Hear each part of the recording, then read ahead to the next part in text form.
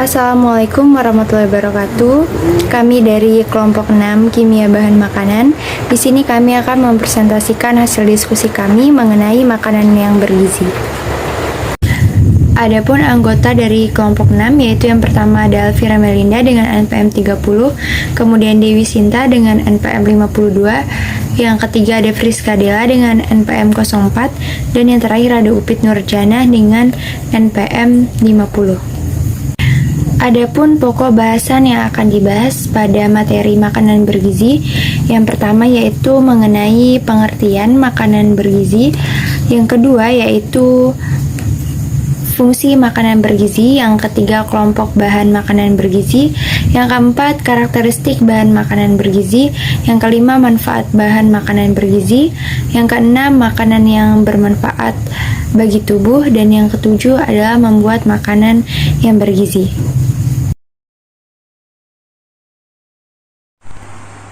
Yang pertama, pengertian makanan bergizi. Makanan bergizi adalah makanan yang memberikan manfaat bagi tubuh, yaitu sebagai sumber energi, pembangun tubuh, dan pelindung tubuh. Makanan yang bergizi juga adalah makanan yang berisi semua zat gizi yang penting dalam jumlah yang cukup untuk memenuhi kebutuhan tubuh. Sayur dan buah merupakan sumber berbagai vitamin, mineral, dan serat pangan. Vitamin dan mineral yang terkandung dalam sayur dan buah berperan sebagai antioksidan atau penangkal senyawa jahat dalam tubuh. Sayur tertentu menyediakan karbohidrat seperti wortel dan kentang sayur, sementara buah tertentu juga menyediakan lemak tidak jenuh seperti alpukat dan buah merah. Oleh karena itu, konsumsi sayur dan buah merupakan salah satu bagian penting dalam mewujudkan gizi seimbang. Dan ini menurut Kementerian Kesehatan tahun 2014. Yang kedua, fungsi makanan bergizi. Fungsi makanan bukan hanya sekedar untuk menghilangkan rasa lapar, tetapi lebih utama adalah untuk mendapatkan tenaga, mendapatkan zat-zat pembangun bagi sel-sel tubuh, mempertinggi daya tahan tubuh terhadap penyakit, serta untuk menjamin kelancaran segala macam proses yang terjadi di dalam tubuh. Untuk itu, makanan yang dikonsumsi setiap hari hendaknya mengandung unsur-unsur penghasil tenaga, pembangun sel-sel, dan mengatur segala macam pada proses dalam tubuh. Menurut Mangunkusumo dalam Haryani 2011, sesuai dengan kegunaannya, maka makanan yang masuk ke dalam tubuh dapat dikelompokkan sebagai berikut. Yang pertama, makanan sebagai sumber tenaga, terutama yang mengandung hidrat arang. Kedua, makanan sebagai sumber zat pembangun, digunakan sebagai pembentukan sel-sel jaringan tubuh yang baru, pembentukan sel darah merah, sel darah putih, dan zat kekebalan atau antibodi. Yang ketiga, makanan sebagai sumber zat pengatur, mutlak diperlukan walaupun sangat sedikit. Selanjutnya, yang ketiga, kelompok bahan makanan bergizi. Yang pertama ada sayuran hijau. Sayuran hijau merupakan sumber utama nutrisi penting seperti serat, vitamin A, vitamin C, vitamin K, dan berbagai mineral yang diperlukan tubuh. Mulai dari magnesium, kalsium, zat besi, folat, hingga kalium tersedia dan sangat baik bagi kesehatan. Tidak hanya itu, sayuran hijau kaya akan antioksidan sehingga dapat melindungi tubuh dari kerusakan sel akibat radikal bebas. Berbagai pilihan sayuran hijau yang dapat Anda konsumsi seperti sawi hijau, brokoli, kangkung, selada, serta bayam. Kemudian ada buah-buahan. Selain sayur, buah-buahan juga tidak kalah penting untuk dikonsumsi. Hal ini karena buah merupakan sumber nutrisi vitamin yang banyak dan diperlukan tubuh. Berikut ini adalah contoh pilihan buah beserta kandungan nutrisinya. Seperti apel memiliki kandungan serat, vitamin C, dan antioksidan yang tinggi. Jeruk mengandung vitamin C yang tinggi. Pisang kaya akan kalium. Alpukat memiliki kandungan yang lemak sehat, kalium, dan vitamin C yang tinggi. Beri-berian memiliki kalori yang rendah, kaya akan antioksidan dan serat. Kemudian yang ketiga ada daging dan telur. Daging termasuk sumber nutrisi sehat, terutama daging sapi tanpa lemak. Jenis makanan ini mengandung protein dan zat besi paling tinggi jika dibandingkan dengan daging lainnya. Begitu pula dengan telur yang kaya akan nutrisi seperti vitamin, mineral, lemak tak jenuh, dan antioksidan. Selanjutnya ada kacang-kacangan dan biji-bijian. Kelompok kacang-kacangan dan biji-bijian seperti kacang tanah, kacang mente, kacang almond, biji labu, hingga wijen mengandung nutrisi lengkap. Tidak hanya tinggi akan protein dan serat, kelompok makanan ini juga kaya akan vitamin dan mineral seperti vitamin E dan magnesium. Kemudian ada ikan dan makanan laut. Daftar makanan bergizi lainnya yaitu ikan dan makanan laut. Kelompok makanan ini kaya akan asam lemak omega 3 dan yodium yang baik untuk pertumbuhan anak. Bahkan penelitian pun menunjukkan bahwa orang yang sering mengonsumsi makanan laut cenderung panjang umur dan berisiko rendah terkena berbagai penyakit termasuk jantung. Kemudian yang susu, yang terakhir susu memang sumber nutrisi lengkap dengan komposisi vitamin, mineral, protein hewani, dan lemak sehat. Tidak hanya itu, susu juga salah satu sumber kalsium terbaik yang baik untuk pertumbuhan tulang dan gigi. Untuk mendapatkan nutrisi dari susu, Anda dapat mengonsumsinya langsung atau dari produk olahannya seperti keju dan yogurt. 4. Karakteristik bahan makanan bergizi. Karakteristik bahan makanan bergizi menurut Attention mengatakan bahwa ciri-ciri makanan sehat dan bergizi itu yaitu tidak mengandung lemak hewani, rendah garam atau MSG, menggunakan penyedap rasa yang banyak yang beredar di pasaran memang membuat makanan terasa gurih dan nikmat. Maka bukan berarti menjadi lebih sehat karena mengandung sayuran dan serat dan tidak menggunakan bahan pengawet. Mengandung zat-zat gizi antara lain yaitu yang pertama ada sumber tenaga yang mengandung karbohidrat, yang kedua ada protein dan lemak, yang sumber pembangun yang mengandung protein, yang ketiga yaitu sumber pengatur untuk terdapat kandungan dalam mineral dan vitamin. Yang kelima, manfaat bahan makanan bergizi untuk kesehatan. Manfaat bahan makanan bergizi untuk kesehatan. Yang pertama yaitu ada beberapa jenis zat gizi dalam makanan yang diperlukan oleh tubuh. Yang pertama yaitu ada karbohidrat yang merupakan zat yang tersusun dari atom karbon C atau hidrogen dan oksigen. Zat karbon ini juga berperan sebagai dalam menghasilkan energi utama pada tubuh kita. Yang kedua yaitu ada protein. Protein ini juga banyak terdapat pada bahan makanan hewani seperti daging sapi, ayam, ikan, udang, hati, dan bahkan telur. Yang ketiga yaitu ada lemak.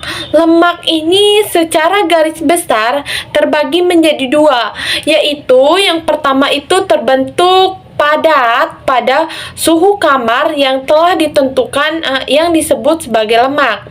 Yang kedua yaitu lemak air pada suhu kamar atau dikenal sebagai minyak. Yang keempat yaitu ada vitamin. Zat vitamin juga merupakan senyawa anorganik kompleks yang dibutuhkan tubuh dalam jumlah sedikit. Meskipun begitu, vitamin sangat penting bagi pertumbuhan kita, mempertahankan tubuh hingga proses metabolisme. 6. Makanan yang bermanfaat bagi tubuh. makanan bermanfaat bagi tubuh, yaitu ilustrasinya itu seperti nasi sebagai salah satu contoh makanan bergizi. Ada beberapa sumber makanan bergizi yang bisa kita dapatkan untuk asupan kita sehari-hari. Seperti yang telah saya sampaikan sebelumnya. Jenis zat gizi dalam makanan ini dibutuhkan oleh tubuh, yakni karbohidrat, protein, lemak, dan vitamin. Berbagai sumber energi ini ditentukan oleh yang bisa direaksikan menjadi menu makanan yang sehat dan bergizi. Berikut contoh makanan bergizi dari tiap-tiap zat tersebut. Makanan yang mengandung karbohidrat. Karbohidrat pada umumnya terdiri menjadi dua, yaitu karbohidrat sederhana dan kompleks. Karbohidrat sederhana ini juga memiliki jenis, yaitu yang lebih cepat dicerna pada tubuh manusia.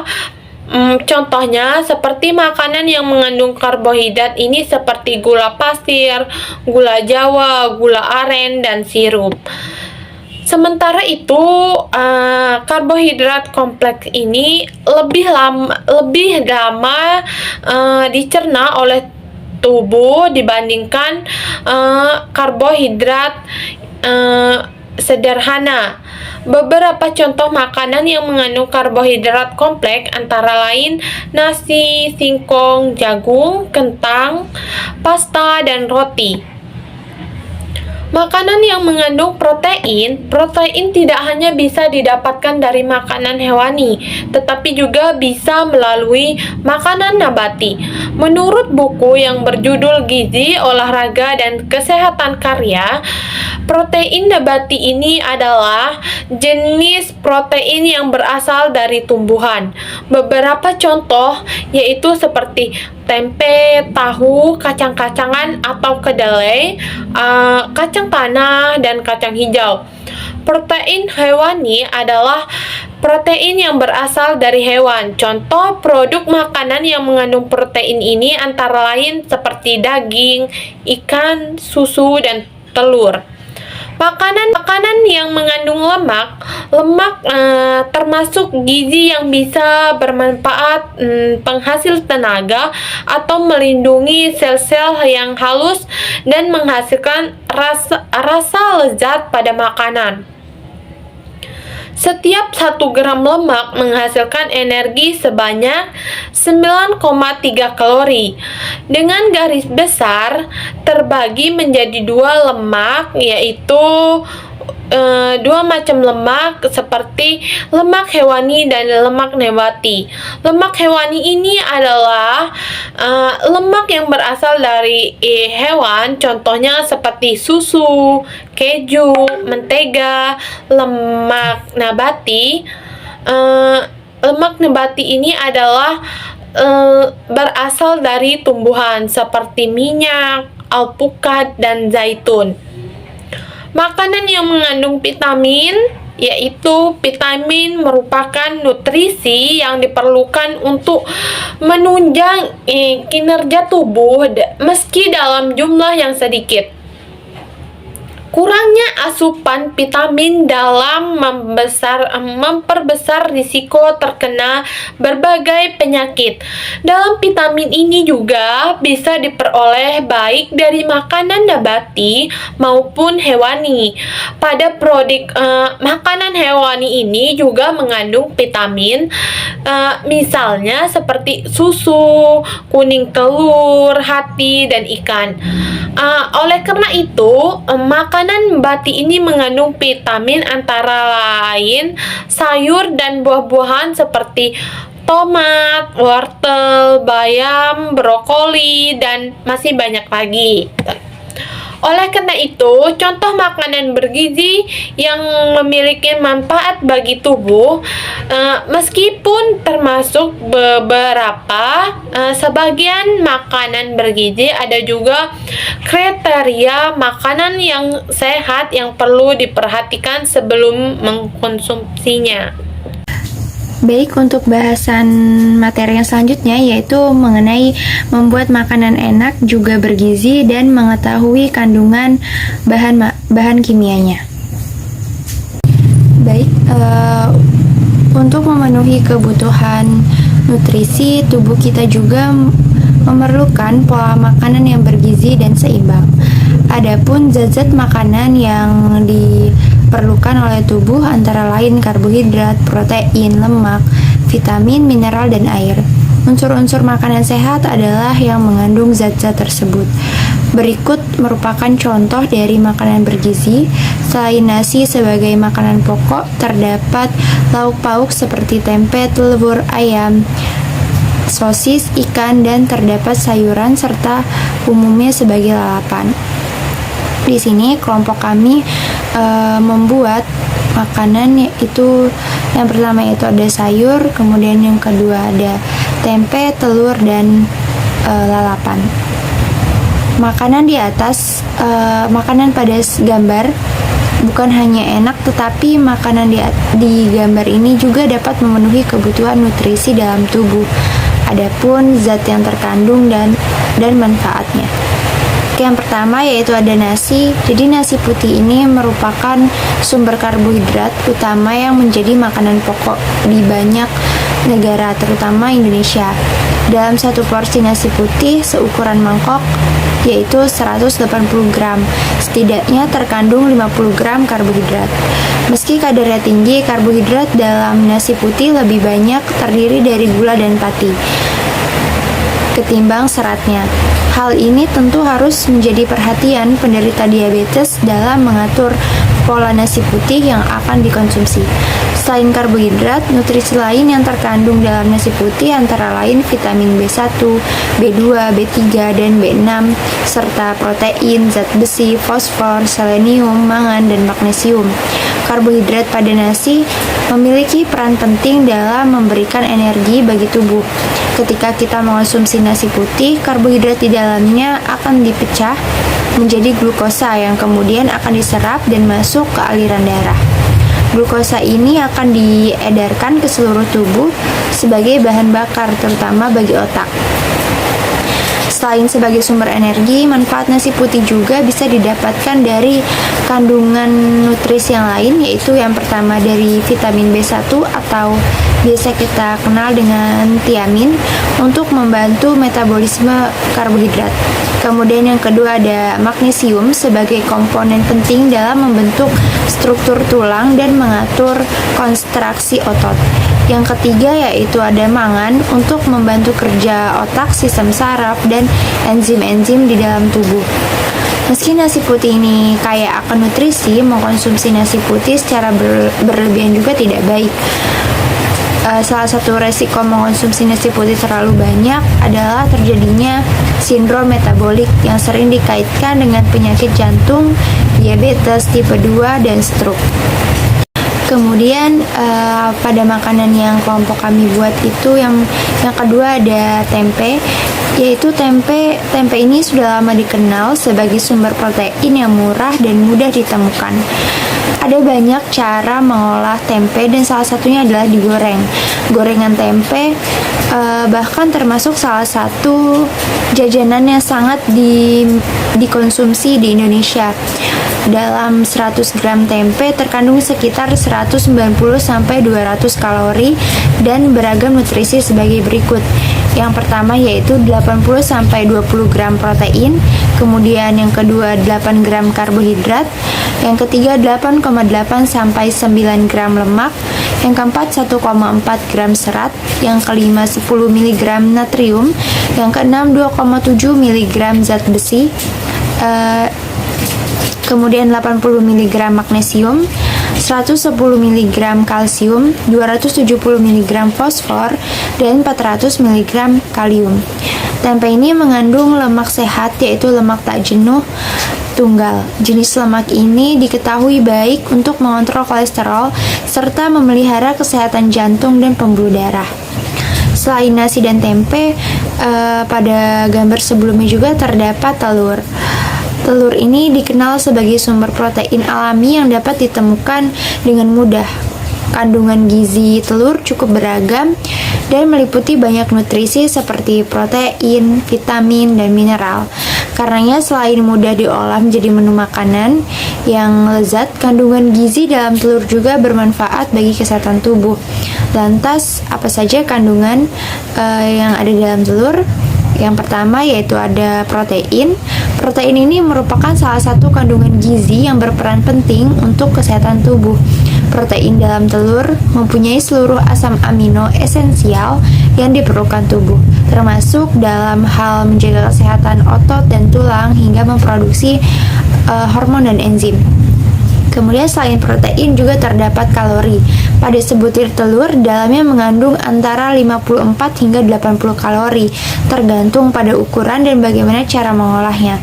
Rata-rata telur dengan ukuran sedang akan mengandung sekitar 65 kalori, telur kecil sekitar 35 kalori, dan telur besar sekitar 80 kalori. Sebagian besar kalori ini berasal dari kuning telur yang merupakan bagian padat nutrisi pada telur dan mengandung banyak vitamin juga mineral yang penting. Tidak heran jika telur seringkali jadi salah satu menu makanan ideal bagi para pejuang diet. Kandungan protein di dalamnya juga akan membantu merasa lebih kenyang. Kemudian selain kalori dan protein, ada juga vitamin A.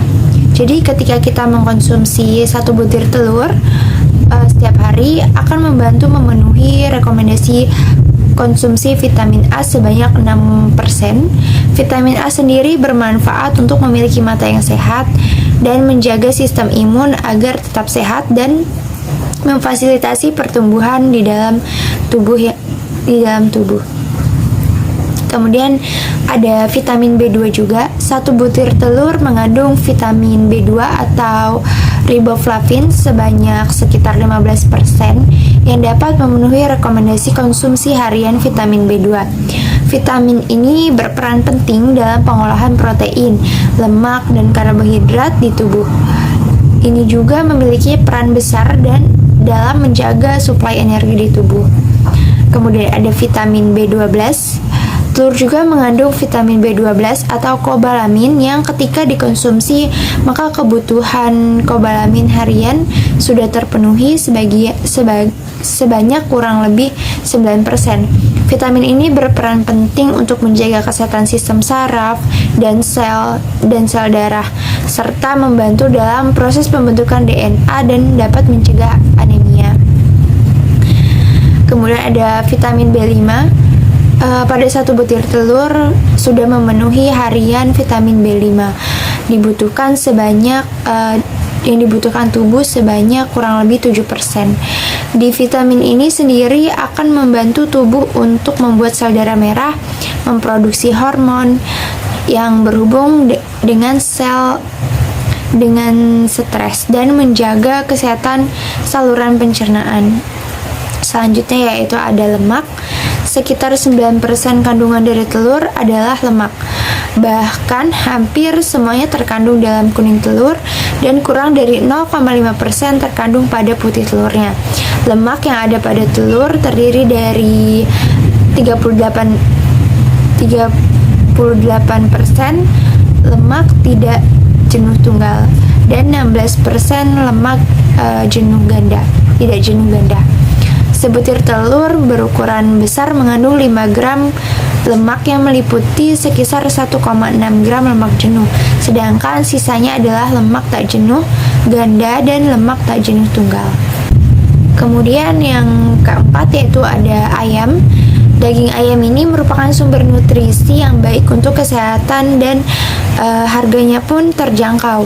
Dalam satu potong atau sekitar 10 gram dada ayam tanpa kulit yang telah dimasak terdapat sekitar 150 kalori dan beragam nutrisinya, yaitu Yang pertama yaitu 20 gram protein, 3,2 gram lemak, 4,50 mg natrium, 0,5 mg zat besi, 0,7 mg zinc, 5-10 mg kalsium, 23 mikrogram selenium, dan 330 mg kalium. Sekitar 80% kalori dalam dada ayam berasal dari protein dan hanya 20% yang berasal dari lemak. Jika dibandingkan dengan ayam lain, dada ayam memiliki kandungan protein dan kalori yang lebih tinggi, bahkan mencapai 3 kali lebih banyak. Selain itu, dada ayam juga banyak sekali tidak mengandung karbohidrat, gula maupun serat. Dada ayam ini mengandung nutrisi lain seperti vitamin A, vitamin B, folat, kola, tembaga, dan fosfor. Adapun manfaat dari mengkonsumsi ayam yaitu yang pertama, membangun massa otot, menekan rasa lapar, menjaga kesehatan tulang, meningkatkan metabolisme, dan menjaga tubuh tetap fit. Kemudian untuk yang kelima yaitu ada sosis. Sosis daging adalah bahan makanan yang bisa dikonsumsi oleh masyarakat Indonesia. Dalam 100 gram sosis daging mengandung energi sebesar 452 kilokalori, protein 14,5 gram, karbohidrat 2,3 gram, lemak 42,3 gram, kalsium 28 mg, fosfor 60 mg, zat besi 1 mg, vitamin B1 0, mg. Adapun beberapa manfaat dari mengkonsumsi sosis, yang pertama yaitu mengandung metabolisme tubuh, yang kedua memelihara sel-sel tubuh, yang ketiga penghasil tenaga yang praktis, yang keempat meningkatkan kekebalan tubuh, yang kelima menjaga anemia. Seperti yang diketahui, mengkonsumsi olahan daging seperti sosis secara berlebihan dapat memicu peningkatan kadar kolesterol jahat dalam darah dan meningkatkan resiko penyakit kardiovaskuler seperti penyakit jantung dan tekanan darah tinggi. Hal ini karena sosis mengandung garam atau penyedap rasa dan lemak jenuh yang cukup tinggi.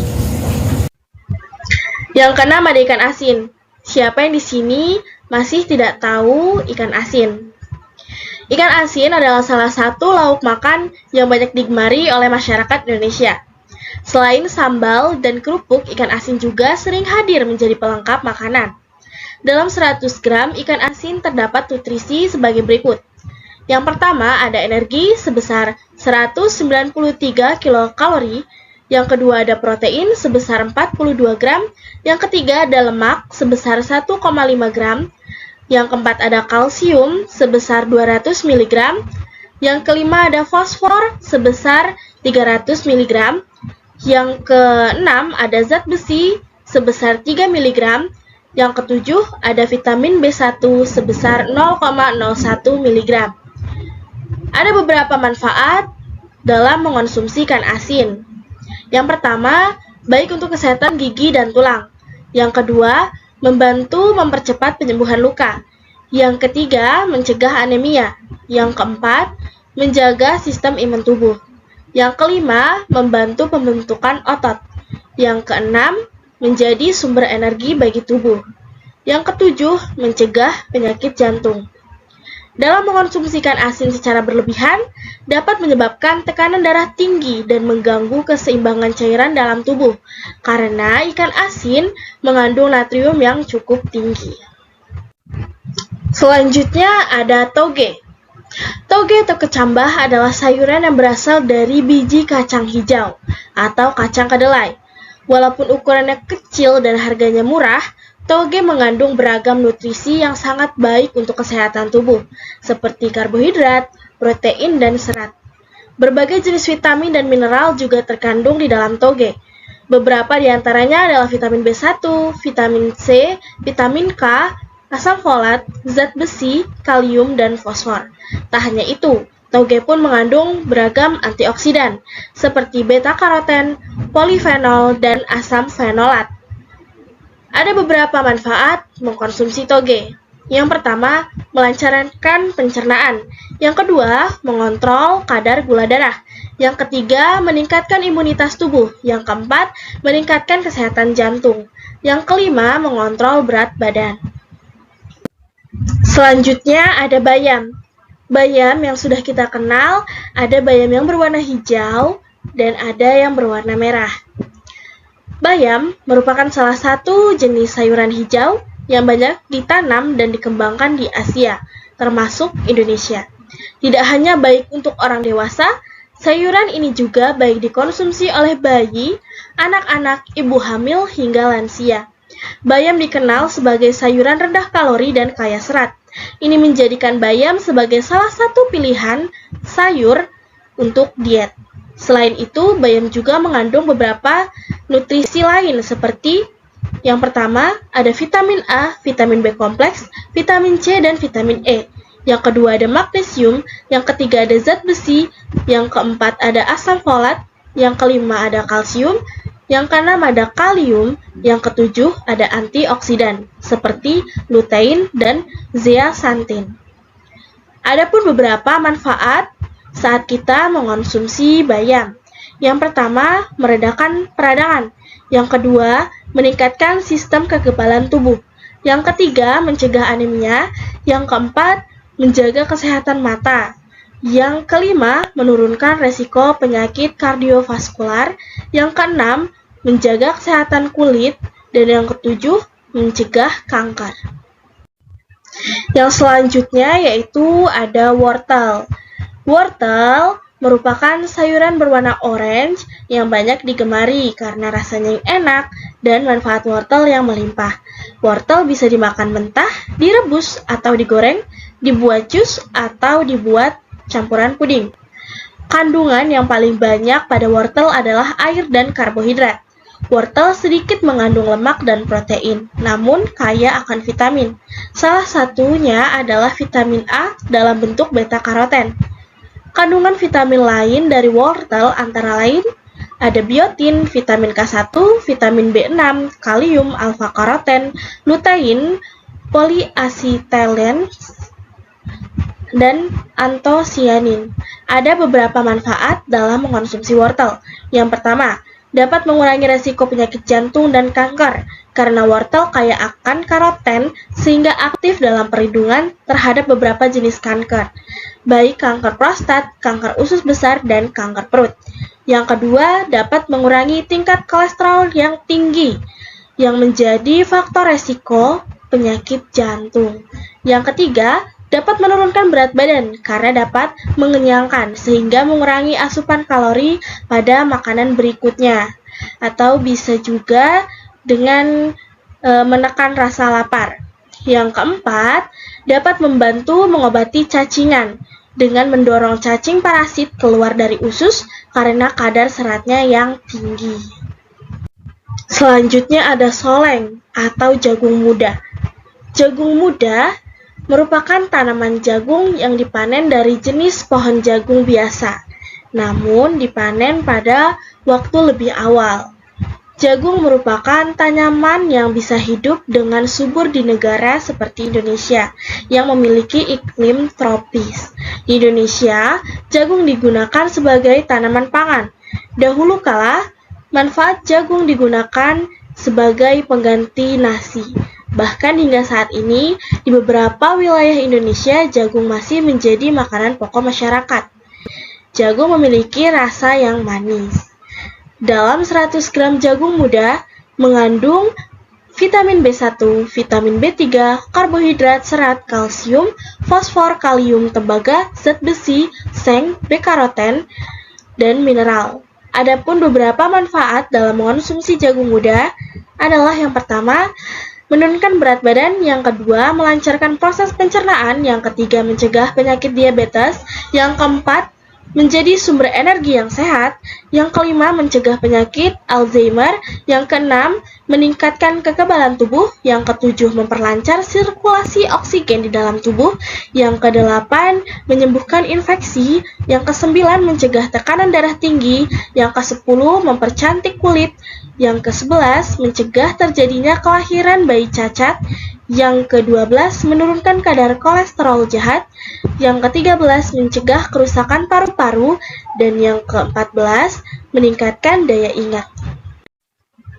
Yang terakhir ada timun. Di Indonesia, timun sering digunakan sebagai lalapan, bahan makanan, bahkan minuman. Tidak hanya itu, salah satu jenis buah ini juga menyegarkan karena mempunyai kandungan air yang cukup tinggi. Dalam 100 gram timun mengandung 8 kalori. Air sebesar 97,9 gram, karbohidrat sebesar 1,4 gram, serat sebesar 0,3 gram, kalsium sebesar 29 mg, fosfor sebesar 95 gram, kalium sebesar 57,1 mg, beta-karoten sebesar 314 mikrogram, asam folat sebesar 7 mikrogram, vitamin C 1 mg, vitamin K 16,4 mikrogram. Beberapa manfaat mengonsumsi timun adalah yang pertama, menambah asupan cairan. Yang kedua, mengurangi kadar gula dalam darah. Yang ketiga, melancarkan pencernaan. Yang keempat, menjaga kesehatan jantung. Yang kelima, memelihara kepadatan tulang. Yang keenam, meningkatkan daya ingat. Dan yang ketujuh, dapat mempercantik kulit. Perlu diingat bahwa setiap orang memiliki selera makanan yang berbeda antara satu dengan yang lain, seperti selera makanku dan selera makanmu. Namun, perlu diingat, makanan yang dikonsumsi harus memenuhi berbagai persyaratan, seperti higienis, bergizi, mudah dicerna, bervitamin, dan bermineral, serta mengandung cukup air. Pola makan yang bergizi dan seimbang adalah pola makan yang memperhatikan komposisi jenis makanan, teratur, tidak berlebihan, ataupun tidak kekurangan. Pola makan yang sehat memiliki banyak manfaat, seperti menjadi sumber energi, mempertahankan imunitas tubuh, memperbaiki sel-sel yang rusak, mengatur metabolisme tubuh, dan membuat tubuh semakin berkembang dengan baik. Dengan mengkonsumsi makanan yang sehat, kita dapat memperoleh banyak manfaat, seperti yang dipaparkan di atas. Untuk itu, kita harus lebih memperhatikan apa saja yang dimakan dan diminum, tidak berlebihan dan juga tidak kekurangan. Dapat ditambahkan dengan olahraga supaya tubuh kita tetap sehat, bugar, dan tetap fit setiap harinya. Sekian hasil presentasi dari kelompok kami. Saya akhiri. Wassalamualaikum warahmatullahi wabarakatuh.